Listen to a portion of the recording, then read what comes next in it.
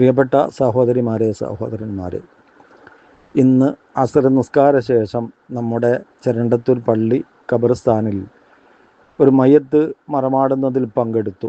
ഒരുപാട് മയ്യത്തുകൾ മറമാടുന്നതിൽ പങ്കെടുത്തിട്ടുണ്ടെങ്കിലും വളരെ ഹൃദയം പൊട്ടിപ്പോകുന്ന വേദനാജനകമായ ഒരു ഖബറടക്കൽ ചടങ്ങായിരുന്നു ഇന്ന് നടന്നത്. നമുക്കറിയാം, നമ്മുടെ ചെരണ്ടത്തൂർ മനത്താനത്ത് അബ്ദുറസാഖിൻ്റെ മകൾ, അതുപോലെ തളീക്കരയിലെ കാഞ്ഞിരോളിയിലെ അമ്പലക്കണ്ടി റാഷിദിൻ്റെ ഭാര്യയുമായ ജസീറ, 30 വയസ്സ്, അവരുടെ മയ്യത്താണ് ഇന്ന് അടക്കിയത്. അവർ ആത്മഹത്യ ചെയ്തതാണ്.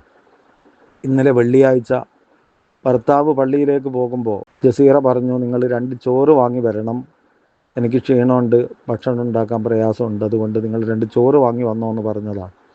അങ്ങനെ പോയ ഭർത്താവ് ഏത് ചോറ് വാങ്ങി വരണമെന്ന് വീട്ടിലേക്ക് വിളിച്ചു നോക്കുമ്പോൾ മൂത്ത കുട്ടി 4 വയസ്സുള്ള മോനാണ് ഫോണെടുത്തത്. ഉമ്മ എവിടെ എന്ന ചോദ്യത്തിന് ആ മകൻ പറഞ്ഞ മറുപടി, ഞാൻ നോക്കട്ടെ എന്ന് പറഞ്ഞ് അകത്തേക്ക് പോയിട്ട് പറഞ്ഞു, ഉമ്മയുണ്ട്, അകത്തെ ഫാനിൽ ഇങ്ങനെ തൂങ്ങിക്കിടക്കുന്നു എന്നാണ്.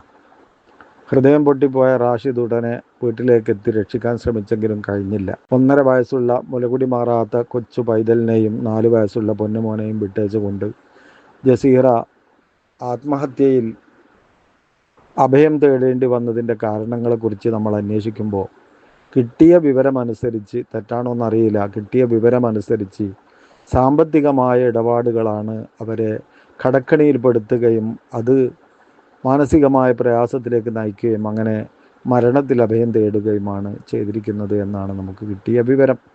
അള്ളാഹു അവർക്ക് പുറത്തു കൊടുക്കട്ടെ.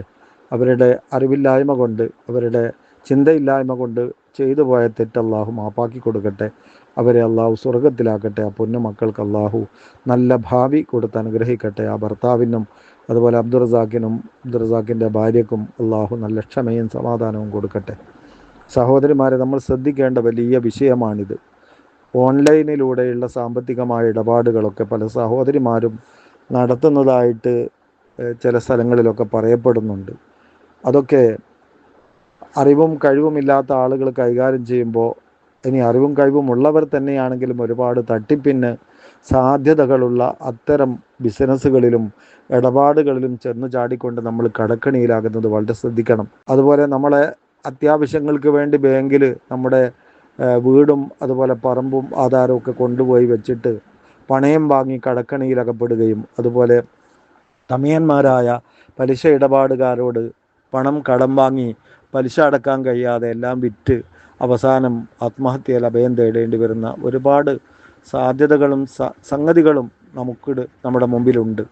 അതുകൊണ്ട് പ്രിയപ്പെട്ട സഹോദരിമാർ, പ്രത്യേകിച്ചും സഹോദരന്മാരും അത്തരം ഇടപാടുകളിലൊന്നും കുടുങ്ങാതെ നേരാം വഴിക്ക് നമ്മുടെ കാര്യങ്ങൾ നടത്താൻ ആവശ്യമായ സംവിധാനമാണ് നമ്മൾ ഒരുക്കേണ്ടത്. ഇങ്ങനെ മാനസികമായ സംഘർഷം ഉണ്ടാകുമ്പോൾ അത് ആരോടെങ്കിലും പറഞ്ഞ് പരിഹരിക്കാനുള്ള ഒരവസരം പോലും നോക്കാതെയാണ് പാവം ആ പെൺകുട്ടി മരണത്തിൽ ഒരു കയറിൻ തുമ്പിൽ തൻ്റെ ജീവൻ ഒടുക്കിയത്.